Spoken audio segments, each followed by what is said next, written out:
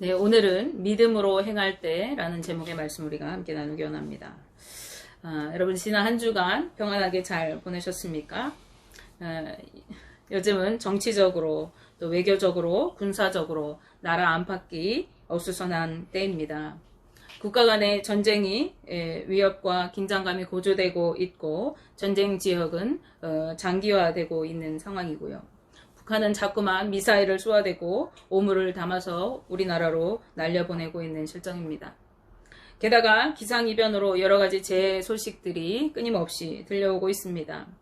지난 5월 말에 파푸아뉴기니에서만 산사태로 600명 이상의 사상자가 나고 미국 텍사스와 오클라호마를 비롯한 미국 중남부에 폭풍과 토네이도로 마을이 초토화되는 그러한 사건들이 있어서 수백 명의 이재민이 발생했습니다. 국내 사정도 여의치가 않습니다. 하루가 멀다 하고 사건 사고가 끊이지 않습니다. 정치권에서는 서로 반목과 시비가 그치지 않습니다. 물가가 요동치고 서민들의 삶은 자꾸만 어렵게 되어집니다. 이렇듯 위기가 계속되고 있는 이때에 우리 믿는 사람들은 어떻게 해야 하는 것입니까? 두말할 것 없이 우리는 더욱 깨어 기도하며 말씀과 기도로 무장해야 합니다. 시대를 분별하며 믿음으로 굳게 서 있어야 하는 것입니다. 그런데 때로는 기도를 멈추고 움직여야 할 때도 있습니다. 우리는 주님의 뜻을 알기 위해서 날마다 말씀을 사모하고 기도해야 하지만 또한 주님의 뜻을 따라 순종하여 행하고 움직여 나아가야 합니다. 그래서 우리의 믿음이 실제가 돼야 하는 것입니다. 우리가 말씀대로 순종하여 움직일 때 주님께서 우리를 통해 일하시고 주님의 역사가 일어나게 되어집니다. 직업이 어부였던 베드로는 밤이 맞도록 물고기를 한 마리도 잡지 못했지만은 깊은 데로 가서 그물을 내려 고기를 잡으라고 말씀하시는 예수님의 말씀을 따라 순종하여 그가 그물을 내렸을 때에 물고기를 배에 가득 실을 만큼 잡았던 것을 우리가 볼 수 있습니다. 만약 베드로가 예수님의 말씀에 순종하지 않았다면 그 엄청난 양의 고기를 끌어올릴 수 없었을 것입니다. 마찬가지로 성경의 수많은 인물들이 기도의 사람이었지만 또한 순종의 사람이었습니다. 그들이 주님의 말씀에 순종하여 움직일 때 하나님은 그들을 통하여 일하셨고 하나님의 능력을 나타내 주셨습니다. 오늘 본문 말씀은 이스라엘의 출애굽 초기에 있었던 사건입니다. 하나님께서는 애굽 땅에 10가지 재앙을 내리시고 그곳에서 종살이하며 괴로워하던 이스라엘 백성들을 친히 애굽에서 끌어내셨습니다. 뿐만 아니라 하나님께서는 불기둥과 구름기둥으로 그들을 감싸 안으시고 이스라엘 백성들을 인도하여 광야길 끝에 이르기까지 보호해 주셨습니다. 그런데 그곳에는 홍해 바다가 그들을 기다리고 있었습니다. 하나님은 모세를 통해서 이스라엘 백성들에게 홍해 바닷가에 장막을 치고 머물게 명령하셨어요. 앞에는 바다요, 뒤에는 광야가 놓여 있어서 이스라엘 백성들은 더 이상 오도 가도 못하고 꼼짝없이 그곳에 갇히게 되었습니다. 심지어 이스라엘 백성들을 그 땅에서 나가도록 허락했던 애굽의 왕 바로는 광야에 갇히게 된 이스라엘을 향하여 너희가 도망가면 어디로 갈 데가 있겠느냐라고 생각하면서 그들을 다시 추격하기 위해 군대를 소집하였습니다. 바로와 그의 군대는 모두 병거를 타고 맹렬히 추격하기 시작했는데 그 선발대만 병거가 600대가 되었습니다. 엄청난 군대가 요란한 말굽소리와 또 엄청난 흙먼지를 일으키면서 내리 달려서 드디어 이스라엘 백성들이 있는 곳에 가까이 다다르게 되었습니다. 이 모습을 바라본 이스라엘 백성들은 두려움에 떨어야만 했습니다. 엄청난 위기가 그들 앞에 닥쳐오게 된 것입니다. 광야는 애굽의 군대가 이제 몰려오고 있고 뒤에는 앞으로 나아갈 수 없을 만큼 홍해 바다가 가로막고 있었던 것이죠. 이들은 이제 애굽의 종살이에서 벗어나 그 서름을 다 잊고 괴로운 생활을 이제 벗어버리고 자유롭게 살아갈 줄만 알았는데 완전 무장을 하고 맹렬히 추격해오는 애굽 군대를 보는 순간 이제 우리는 다 죽었구나 라고 생각이 들게 됩니다. 이스라엘 백성들은 하나님께 살려달라고 매달려 부르짖었습니다. 그런가 하면 모세를 향해서 원망하기 시작했습니다. 하나님께 기도는 하였지만 하나님의 구원을 경험하고도 그들은 여전히 믿지 못하였기 때문에 원망의 말들을 쏟아놓았던 것입니다. 그러기에 출애굽기 14장 11절 12절 말씀에 그들이 또 모세에게 이르되 애굽에 매장지가 없어서 당신이 우리를 이끌어내어 이 광야에서 죽게 하느냐? 어찌하여 당신이 우리를 애굽에서 이끌어내어 우리에게 이같이 하느냐? 우리가 애굽에서 당신에게 이른 말이 이것이 아니냐? 이르기를 우리를 내버려 두라. 우리가 애굽 사람을 섬길 것이라 하지 아니하더냐? 애굽 사람을 섬기는 것이 광야에서 죽는 것보다 낫겠노라 라고 말하고 있습니다.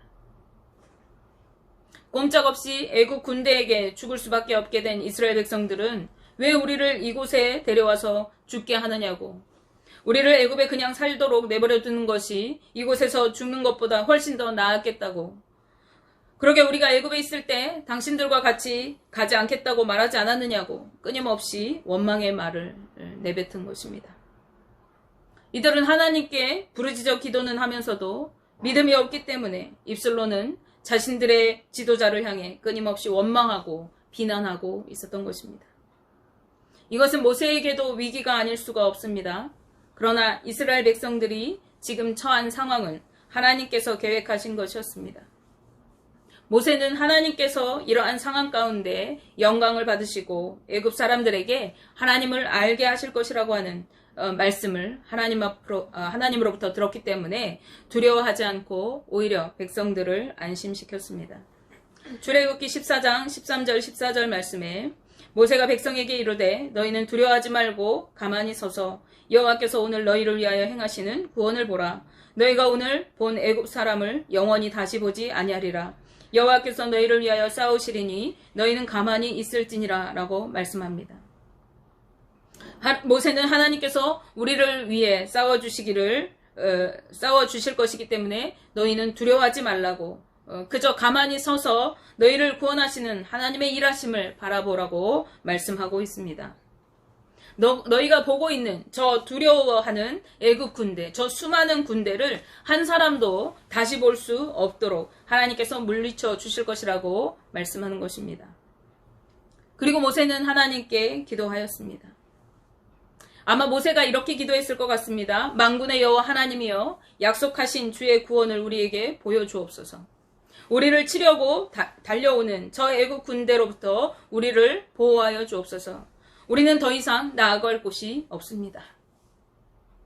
그런데 이런 모세를 향해서 하나님은 말씀하십니다. 15절 16절 오늘 본문 말씀인데요. 여호와께서 모세에게 이르시되 너는 어찌하여 내게 부르짖느냐? 이스라엘 자손에게 명령하여 앞으로 나아가게 하고 지팡이를 들고 손을 바다 위로 내밀어 그것이 갈라지게 하라. 이스라엘 자손이 바다 가운데서 마른 땅으로 행하리라. 아멘. 하나님께서 무엇이라고 말씀하십니까? 너는 내게 왜 부르짖고만 있느냐라고 말씀하시는 것입니다. 왜 기도만 하고 있느냐라는 것입니다. 기도한 것이 틀린 것이 아닙니다. 기도해야 합니다. 그런데 우리는 하나님을 믿고 의지하여 기도해야 하지만 위기의 순간일수록 더욱더 그렇게 해야 하지만, 그러나 하나님께서 말씀하셨을 때는 기도만 하고 앉아있을 것이 아니라 하나님께서 나를 위해 무엇인가 해주시기만을 바라고 나는 아무것도 하지 않고 앉아있는 것이 아니라 하나님의 말씀을 따라서 순종하여 나아가야 하는 것입니다. 하나님은 우리의 순종을 통해서 능력을 행하시기 때문에 그렇습니다. 그렇기 때문에 이어서 말씀하십니다. 왜 백성들을 그대로 있게 하느냐? 백성을 명하여 앞으로 행진하게 하고 내 손에 지팡이를 들고 바다 위로 내밀어서 바다를 갈라지게 하여라. 너희가 움직일 때에, 너희가 앞으로 나아갈 때에 바다 가운데로 마른 땅같이 행할 것이다. 아멘. 이 주님의 말씀을 믿고 행할 때 이스라엘 백성들은 홍해를 육지같이 건너갈 수가 있었습니다. 비록 인간의 눈으로 볼 때 그곳은 물결이 범람하는 바다였지만은 하나님의 말씀에 순종하여 걸어갔을 때, 하나님의 말씀을 순종하여 그 손을 내밀었을 때 그 바다를 가르고 그곳을 걸어가게 된 것입니다. 이스라엘 백성들이 믿음으로 순종하여 행진하기 시작할 때 이스라엘 백성들 앞에서 행진하며 백성들을 인도해오던 하나님의 사자가 그들의 뒤로 옮겨갔습니다. 그리고 그들을 안고 인도했던 구름 기둥도 이스라엘 백성들의 뒤로 옮겨가게 됩니다. 그리고 애굽 군대를 막으시고 애굽 군대가 있는 곳과 이스라엘 백성들이 있는 곳을 구별하게 하십니다. 이로 인하여 애굽 진영에는, 애굽 군대가 있는 그곳에는 구름과 흑암이 가득하게 덮였지만 이스라엘 백성들이 있는 곳은 밤에도 밝은 빛으로 인도하여 주셔서 그들이 행진할 수 있도록 하나님께서 인도해 주셨습니다. 그리고 모세가 손을 바다 위로 내밀자 큰 돌풍이 밤새도록 바닷물을 물러가게 하심으로 바닷물이 갈라져서 이스라엘 백성들이 그 사이를 육지같이 건널 수가 있었습니다. 이스라엘 백성들이 순종하여 행진할 때 하나님께서 함께 역사하셔서 그들을 돕고 계셨던 것입니다. 애굽의 군대가 보니까 이스라엘 민족들이 바다 위를 걸어가는 거예요. 물결이 양쪽에 서 있는데 그 가운데를 건너는 거예요. 그러니까 자신들도 막 따라서 그 병거를 끌고 그곳으로 들어갑니다. 하나님께서 불기둥과 구름기둥 가운데서 이 애굽 군대가 행하는 것을 보셨어요. 그래서 그들을 어지럽게 하셨다라고 성경이 말씀합니다. 뿐만 아니라 애굽 군대의 병거 바퀴를 벗겨지게 하셨대요. 그 바퀴가 빠지게 하신 거예요. 그래서 이 병거가 앞으로 나아가 달려갈 수가 없게 하신 거죠. 그러자 애굽 사람들은 혼비백산하여서 이렇게 외쳤습니다. 출애굽기 14장 25절 후반절 말씀에 애굽 사람들이 이르되 이스라엘 앞에서 우리가 도망하자 여호와가 그들을 위하여 싸워 애굽 사람들을 치는도다. 아멘. 이스라엘 사람들은 지금 피난민처럼 짐을 바리바리 끌고 가는 중이었어요. 근데 애굽 군대들은 완전 군장을 하고 병거를 타고 그들을 쫓아가던 군인이었습니다. 단련된 병사였어요. 그런데 그들이 말하는 것을 보세요. 이스라엘 앞에서 우리가 도망가자. 여호와 하나님께서 그들을 위해 지금 싸우시고 계신다. 그래서 우리를 지금 치시는 중이시다 라고 말하는 거예요. 그런데 병거 바퀴가 빠져 있습니다. 그렇기 때문에 그들은 우왕좌왕하면서 허둥대고 있었어요. 이때 하나님께서 모세에게 명령하십니다. 다시 내 손을 바다 위로 내밀어서 물이 도로 흐르게 하라. 모세가 하나님의 말씀에 순종하여 그 손을 내밀었을 때 다시 바다가 회복되어서 애굽 군대를 바닷물이 덮어버렸습니다. 성경은 그들이 하나도 남지 아니하였다고 말씀합니다. 하나님은 이스라엘 백성들을 한 사람도 빠짐없이 구원해 내신 반면에 바로의 애굽 군대는 모두 진멸하여 버리셨습니다. 여호와 하나님께서 죽음의 위기 가운데서 자신들을 구원해 내신 이 놀라운 사건을 경험하고 직접 눈으로 바라본 이스라엘 백성들은 여호와 하나님을 경외하였을 뿐만 아니라 모세를 믿고 따르게 되었습니다. 출애굽기 14장 31절 말씀에 이스라엘이 여호와께서 애굽 사람들에게 행하신 그 큰 능력을 보았으므로 백성이 여호와를 경외하며 여호와와 그의 종 모세를 믿었더라 라고 말씀합니다. 앞전에 애굽 군대가 쫓아올 때 그들은 모세를 향하여 원망하고 불평하고 그를 불신하였습니다. 그러나 하나님의 능력을 보는 순간 하나님을 온전히 신뢰하고 모세와 하나님을 믿고 의지하였던 것입니다. 물론 하나님은 혼자서도 하나님 혼자의 힘으로 충분히 이스라엘 백성들을 구원해 내실 수 있는 분이십니다. 그러기에 그들이 무엇인가 하지 않아도 애굽 군대를 얼마든지 진멸하실 수 있는 분이십니다. 그럼에도 불구하고 하나님께서는 모세와 이스라엘 백성들을 향하여 믿음으로 행진하며 바다 위에 손을 펴서 그 물이 갈라지게 하라고 말씀하십니다. 이것은 이스라엘 백성들이 온전히 주 여호와 하나님을 순종하여 믿고 따르는가 하는 것을 보시기 위함입니다. 하나님께서는 우리의 믿음과 순종을 통해 일하시기를 원하시기 때문에 그렇습니다. 만일 이스라엘 백성들이 그리고 모세가 하나님의 말씀에 순종하지 않고 여전히 그 자리에 머물러 서서 기도만 하고 있었다면 하나님의 이 크고 놀라운 구원을 누리지 못했을 것입니다. 신약시대에 예수님께서 많은 병자들을 치유하실 때, 귀신을 쫓아내실 때 주님은 그들에게 손을 얹어서 치유하시고 말씀으로 명하여 치유하시고 그들을 만져주시고 하셨습니다. 그런데 많은 경우에 그들에게 내 자리를 들고 일어나 걸어가라.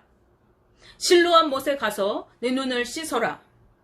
제사장들에게 가서 내 몸을 보이라. 라고 같은 그러한 믿음의 행위를 요구하시는 것을 우리가 볼 수 있습니다.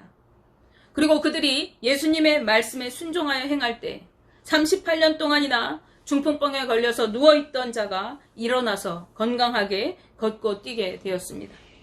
앞을 볼 수 없던 맹인이 주님의 말씀에 순종하였을 때 그 눈을 떠서 밝히 보게 되었습니다. 여전히 문둥병이 걸려있는 그 몸을 가지고 제사장 앞으로 그들이 순종하여 나아가는 중간에 그 몸이 깨끗하게 나음을 받아서 그 길에서 깨끗함을 받음을 보고 한 이방인 사마리아인은 예수님께로 돌아와 감사하며 경배하였습니다. 그들은 순종의 결과로 질병에서 노임을 받아 자유함을 누리게 되는 것을 우리가 말씀을 통해서 볼 수가 있습니다.